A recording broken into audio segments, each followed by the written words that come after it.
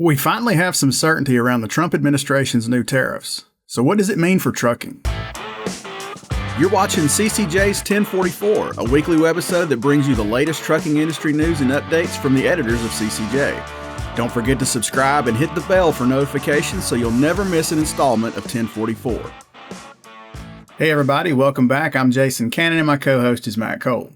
Much of this year has been fraught with a will he or won't he approach to tariffs on imported goods. But as of this month, he will.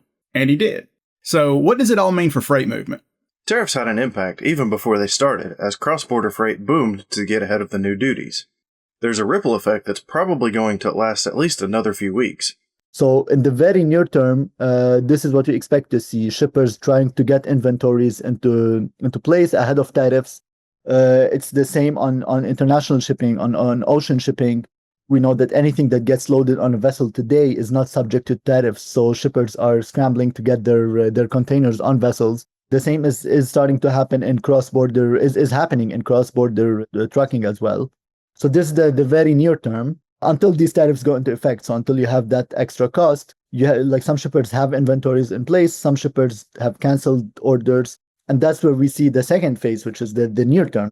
Now, the very near term is the next several days or weeks. The near term is the next few months. And that's when things really start to change, namely demand destruction or demand weakness. So this is because a lot of retailers will know that they're importing goods that are not very that are very elastic to price. So which means that small price increases will cause a significant destruction in demand, especially if they're making low margins on these goods. And if demand is very sensitive to price, then they might stop importing these goods altogether.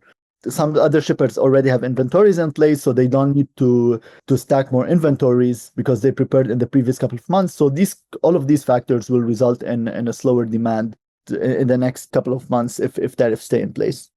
It really depends on the country of origin more than the product itself. We know that some countries which were thought to be safe havens for shippers are hit the most by tariffs, like I would say like Vietnam, Cambodia, like these Asian countries that are not China, where shippers went to these countries thinking they will be safe from tariffs. So anything that is imported from these tariffs, from these countries, will probably take a hit, especially what I call the elastic goods. So, and what I mean, these are, as I said, they're goods that are very sensitive to price. As compared, for example, to coffee. We import a lot of coffee in the US. We do not produce coffee, but coffee is, I would say, it's very inelastic. I need my coffee every day. If the price of coffee increases, I'm still going to pay more for my coffee. We don't produce it in the US. So that is like probably just going to result in some price inflation without demand destruction. But for goods that are what we call elastic goods, the price increase will result in demand destruction. So it really depends on the elasticity of the goods and the country of origin. Then there's the long-term implications, which are anyone's guess. What will be impacted the most? We can estimate what we call the import elasticity, which is a 1% increase in import prices will drive imports down by a certain number. That is estimated between -1 to -10 or so. So a 1% increase in prices will decrease imports, and it will decrease imports anywhere from -1%, from 1% to 10%. It's likely that the shorter term is lower. So like 1% in the shorter term, 10% in the closer to like 5% or even up to 10% in the long term. What will be affected immediately? I would say intermodal sector. So the intermodal sector is more sensitive to imports than to truckload. If these tariffs hang on for any meaningful length of time, it's going to hurt the freight economy. But pinpointing which segment might feel it the most is difficult because these tariffs touch just about every trucking segment, from reefer to flatbed to van to one degree or another. We're currently seeing in the middle of the peak season for flatbed, so it's hard to isolate peak season demand from the trend that is off peak. But in general, if we isolate that seasonality, all three trucking modes usually follow the same cycles. I agree with that. And if you look at, I think the one thing to add about what could be impacted, one is actually the goods themselves that are moving, and Mazen talked a lot about that. I think the other is manufacturing itself. And so the actual components, the parts, the tooling that is required for even domestic manufacturing, how will that be impacted as well? And if any of that is moving on flatbed capacity, for example, there's could be a spillover impact in those segments too. Barring a significant change in trucking capacity or some kind of shock event that triggers demand, None of this means anything good for rates in the near term, but there should be better news in the long term. What I think could be possible is in the near term, you see a continued reduction in rates based on the reduction in demand that we were just talking about, which causes more supply to exit the market.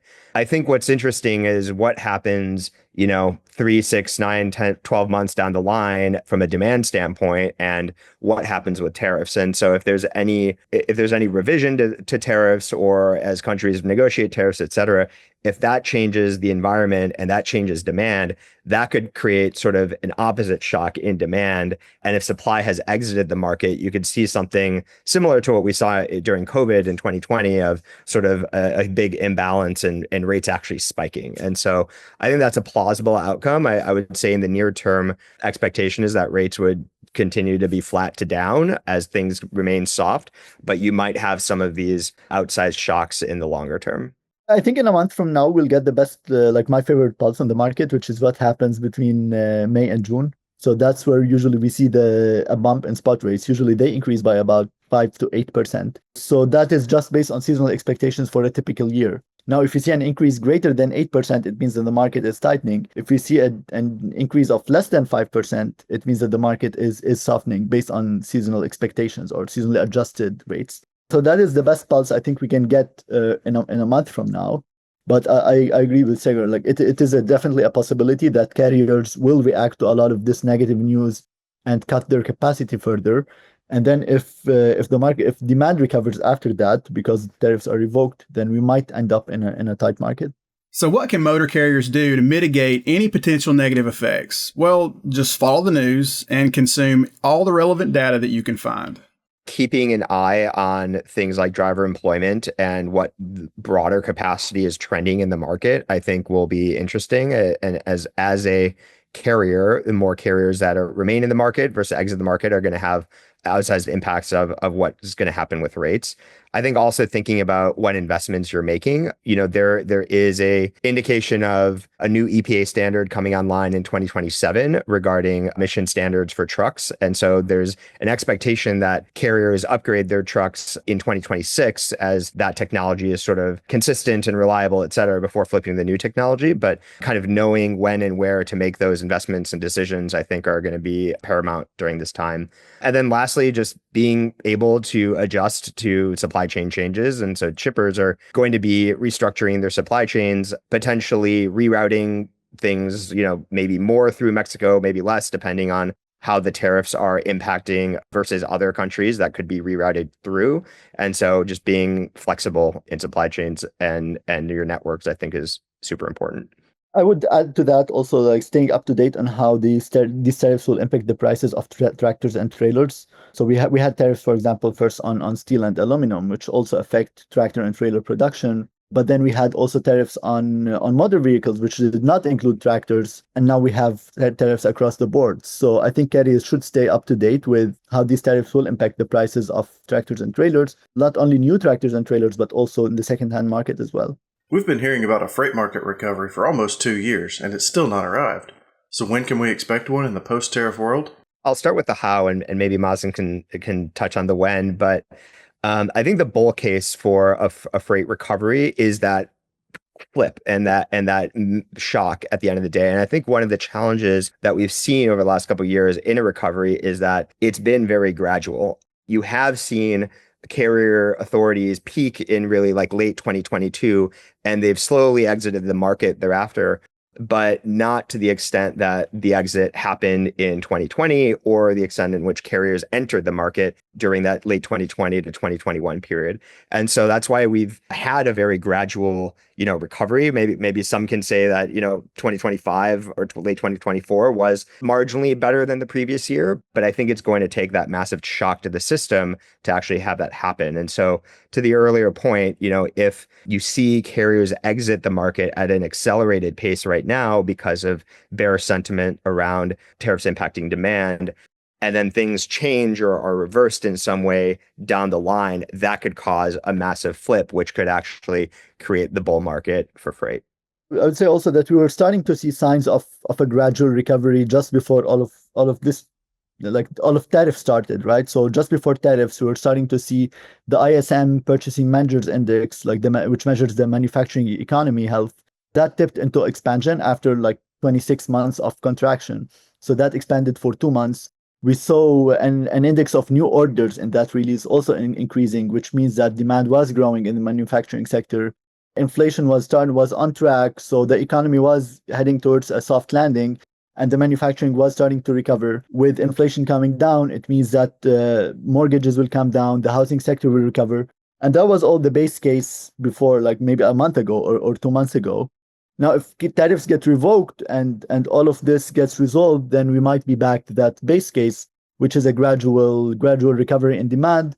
Supply has mostly corrected, so we don't expect to see much movement there. And that's why we were expecting maybe like not a point in time where we see a recovery, but a gradual increase in spot rates. So that was the base case. I don't think this is the base case anymore. I think there's like, who knows what's next. There could be like either like a bearish case or a bullish case that Sagar just described. So the bearish case is a recession, is like demand destruction, capacity stays in the market unchanged, and then we see rates staying where they are for another year or more. I don't see them dropping much further than they were where they are now or where they were last year, because it's already unprofitable for carriers, especially the spot market. They are losing money on the spot market. So that's the bearish case. The bullish case is what Sagar just described, like capacity correction, and then the economy recovers. Capacity is not there to serve the new demand. Just a repetition of 2020. That's it for this week's 1044. You can read more on ccjdigital.com. While you're there, sign up for our newsletter and stay up to date on the latest in trucking industry news and trends. If you have any questions or feedback, please let us know in the comments below. Don't forget to subscribe and hit the bell for notifications so you can catch us again next week.